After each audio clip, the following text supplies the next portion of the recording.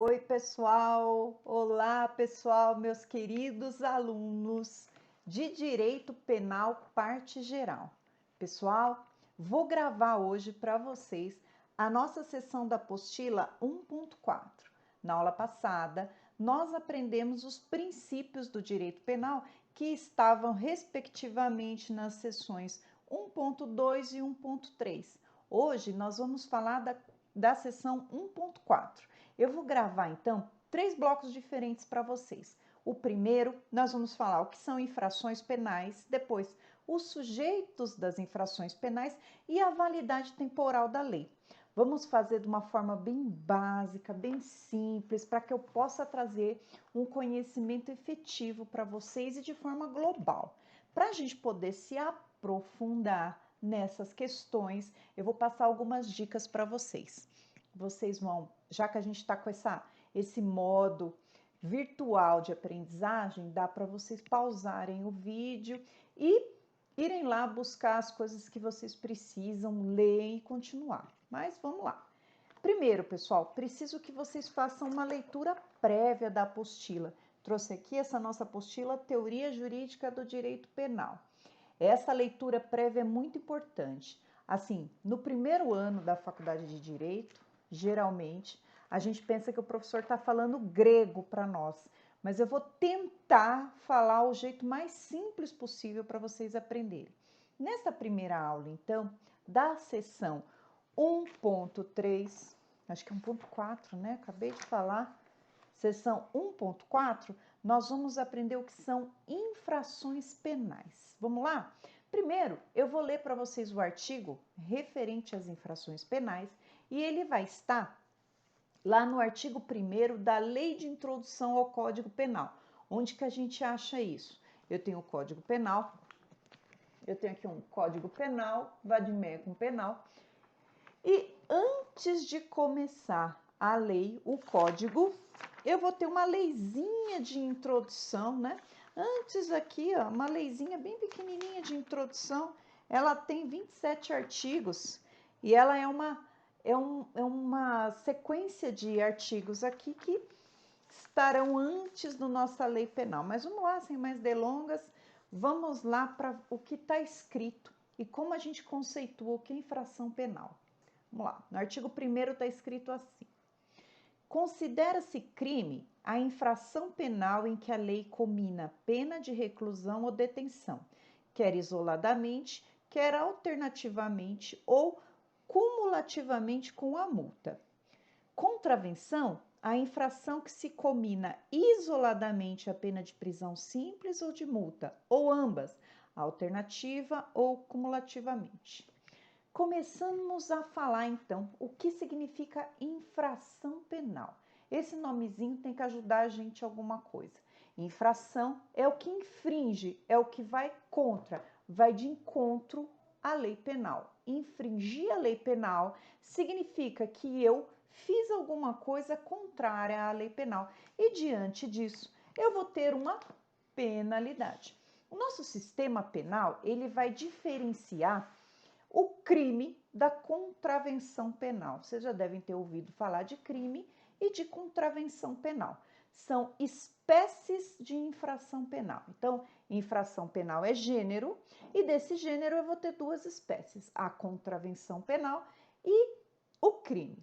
Vamos primeiro falar de contravenção penal, que é mais simples. As contravenções penais, segundo o artigo 1º da Lei de Introdução, ela é a que a lei comina isoladamente a pena de prisão simples ou multa, ou ambas alternativamente ou cumulativamente. Pessoal, contravenção penal significa crime pequenininho, crime baixinho, crime anão, delito liliputiano, como está escrito lá no Código.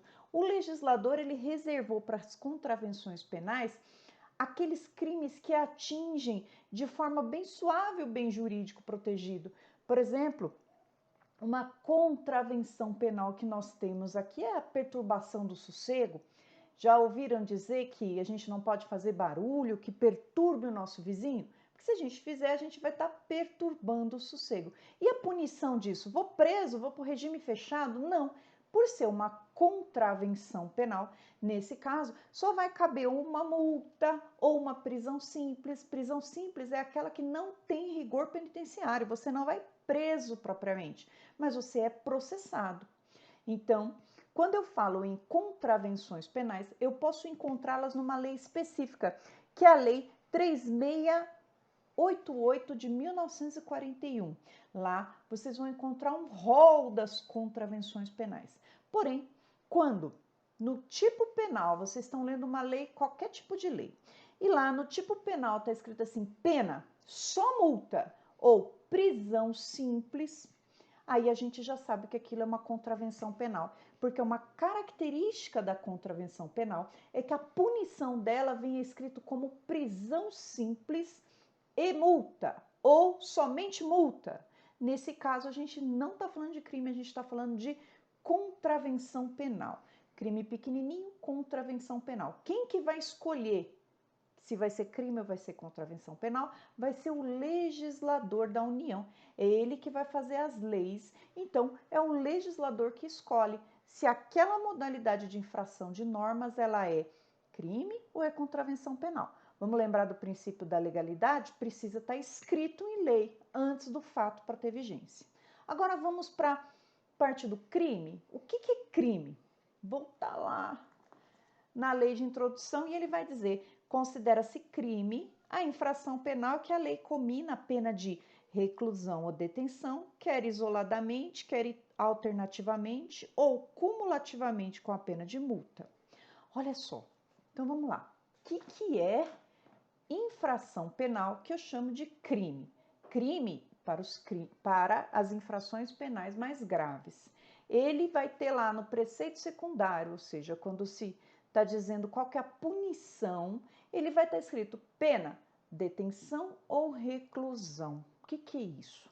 São tipos de pena privativa de liberdade. A diferença entre detenção e reclusão é que a reclusão é para os crimes mais graves dentro lá do conceito de crime, e na reclusão a pessoa pode ficar presa no regime fechado, semiaberto e aberto. Inicialmente ela pode pegar uma pena e ficar em regime fechado, por exemplo, um homicídio, um latrocínio, um roubo, a depender da quantidade de pena, se ela é reincidente ou não, o regime de pena dela pode ser o fechado. Então, quando a gente fala em reclusão, significa que os regimes iniciais de cumprimento de pena podem ser detenção, regime aberto, regime semiaberto ou regime fechado. Quando eu falo pena de detenção, também eu estou falando de crime, mas nesse caso, o regime inicial de cumprimento de pena só pode ser o semiaberto e o aberto. Temos outras diferenças que nós vamos encontrar na apostila entre os crimes e as contravenções penais, e eu vou levantar alguns para vocês, tá? Olha só, aqui na nossa página 63 da apostila, está dizendo o seguinte: nós temos crimes e contravenções. Aí tem aqui uma diferenciação.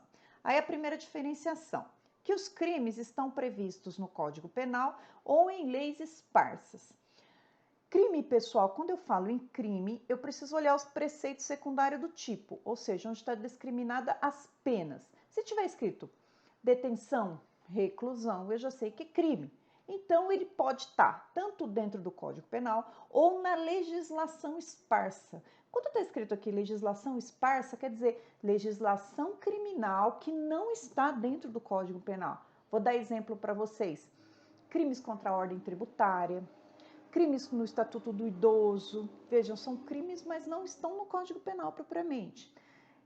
Lei de drogas, lei de interceptação telefônica, vários tipos de lei por aí, lei do consumidor, crimes contra o consumidor, racismo, terrorismo. Todas essas leis também têm crimes, mas não estão dentro do código. Por isso que eu falo de legislação esparsa. Aí você vai lá do outro lado, opa, será que tem contravenção penal dentro do Código Penal? Não. E aí ele fala que as contravenções penais estão previstas na Lei de Contravenções Penais, que é essa leizinha aqui, Lei 3688 de 41. Teve uma prova de segunda fase de concurso grande, não sei se foi Ministério Público ou se foi magistratura, que o candidato tinha que dizer para o examinador, de forma escrita, dissertar sobre o que era crime anão ou delito liliputiano. Lembra lá das aventuras de Gulliver? Não é do meu tempo, porque eu sou do tempo do Backyardigans para cá. Mas dizem que nas aventuras de Gulliver ele ia para Lilliput. Lilliput era uma terra que só tinha gente pequenininha. Então, esse examinador queria que você, candidato, soubesse o que é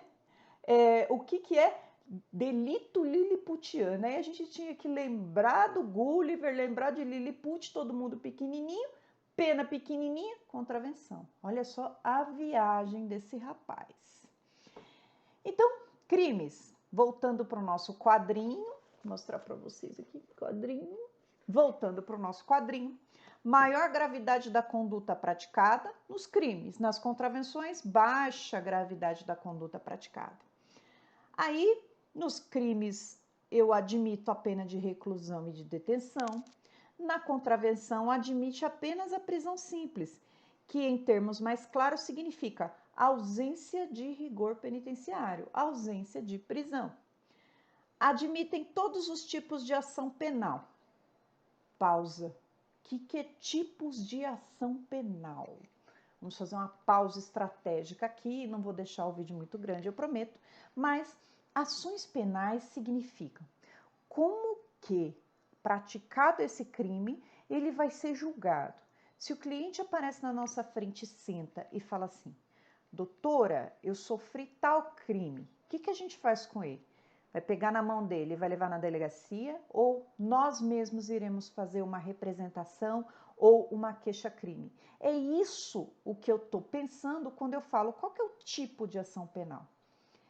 Tecnicamente falando, o tipo de ação penal é como que essa pessoa vai ter o trâmite processual. Quem que é o titular da ação penal? E aí, pessoal, nós temos alguns tipos de ação penal. Temos a regra geral, que é a ação penal pública incondicionada. O titular dessa ação penal é o Ministério Público. A partir do momento que o crime acontece, ele sozinho, o Ministério Público dá andamento sozinho nele, e aí essa pessoa vai ser processada. Essa que é a regra geral do sistema. Quando o código não tiver nada escrito, a gente sabe que quem que vai processar vai ser o Ministério Público. Mas existe também, pessoal, a ação penal pública condicionada à representação. Quando o legislador coloca que determinado crime é condicionado à representação, significa que a titularidade, quem vai processar, continua sendo o Ministério Público, mas ele precisa de uma autorização da vítima para que esse processo tenha início. E essa autorização que nós chamamos de representação. Essa representação tem um prazo decadencial de 6 meses para ser feita, a partir do momento do conhecimento da autoria do fato. Então, aconteceu um crime de ação penal pública condicionada, como que eu vou saber? Olhando no artigo respectivo, vai dizer se é de ação condicionada. A pessoa tem 6 meses, então, para poder apresentar essa representação e o Ministério Público agir. Se a pessoa não representar, acabou, extinguiu a punibilidade pela decadência. Então, tem que ficar de olho, a gente que é operador do direito, se a ação for condicionada à representação, a gente tem que olhar lá qual foi a data da autoria, qual foi a data do descobrimento da autoria, e aí correr com a pessoa para fazer a representação ou dizer para ela que o prazo já foi e já não tem mais nada que se possa fazer. Continuando, pessoal, eu tenho a ação penal privada. Nesse caso, o titular da ação penal privada é a própria vítima, não é o Ministério Público quem vai agir. Nesse caso, é a própria vítima, representada por um advogado com poderes especiais. É o advogado, então, quem vai colher uma procuração dessa pessoa com poderes especiais e vai processar pedindo para que o Estado juiz aplique a pena àquela pessoa que cometeu infração penal. Exemplo de ação penal pública incondicionada, homicídio. Homicídio é ação penal pública incondicionada.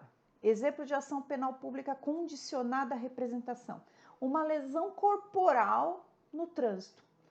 Alguma pessoa vai lá e atropelou outra e só machucou de leve. Para que essa pessoa que atropelou seja processada, a vítima precisa representá-la naquele prazo decadencial de 6 meses. No caso de ação penal privada, vamos pensar nos crimes contra a honra. Fui vítima de uma calúnia na internet. Colocaram um fato contra mim, um fato criminoso e mentiroso contra mim nas redes sociais. Então, eu tenho autonomia para entrar ou sozinha, causa própria, que eu sou advogada, mas pode também ser feito representando uma outra pessoa me representando juridicamente, um advogado, e aí ele vai lá e propõe a ação penal privada. Também são 6 meses o prazo prescricional, tanto na ação penal privada quanto na ação pública condicionada à representação. Por fim, eu tenho um último tipo de ação. Essa é a ação penal privada subsidiária da pública. Nesse caso, pessoal, a vítima, verificando a inércia do Ministério Público, o Ministério Público está lá de mãos atadas, não age, e a vítima querendo que ele haja, ela vai aguardar o prazo que o Ministério Público tem para, por exemplo, propor a ação, propor a denúncia. Não fez? A vítima contrata um advogado e o advogado vai propor essa ação subsidiária da pública. Vai lá e esquenta o isqueirinho lá no Ministério Público e, ó, já que você não está fazendo, eu vou fazer por você. É mais ou menos assim. Pessoal, isso em grosso modo. Por quê? Eu quero explicar para vocês que no caso dos crimes, comportam esses 4 tipos de ação penal privada. Ela pode ser do Ministério Público, nos 2 primeiros casos, ou pode ser de iniciativa da vítima, nos 2 últimos casos. Isso no crime. Nas contravenções penais, eu não tenho esses 4 tipos diferentes de ação penal. Das contravenções penais, desculpa, gente, eu só vou ter a ação penal pública incondicionada. Então, vejam mais uma diferença gritante aqui. Vamos lá. Nos casos de crimes, próximo, só para a gente encerrar, o limite de cumprimento de pena, caso de crime, subiu para 40 anos.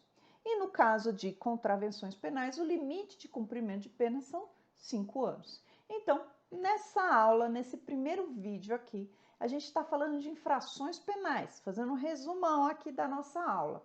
Eu vou ter infrações penais, eu vou ter o gênero, espécie de infração penal, crime e contravenção penal. Crime é o mais pesado, pena maior, ofendeu o bem jurídico de forma maior, por exemplo, bem jurídico que eu tenho, vida, patrimônio, matou alguém, roubou, crime, está lá penalizado no Código Penal ou na legislação extravagante.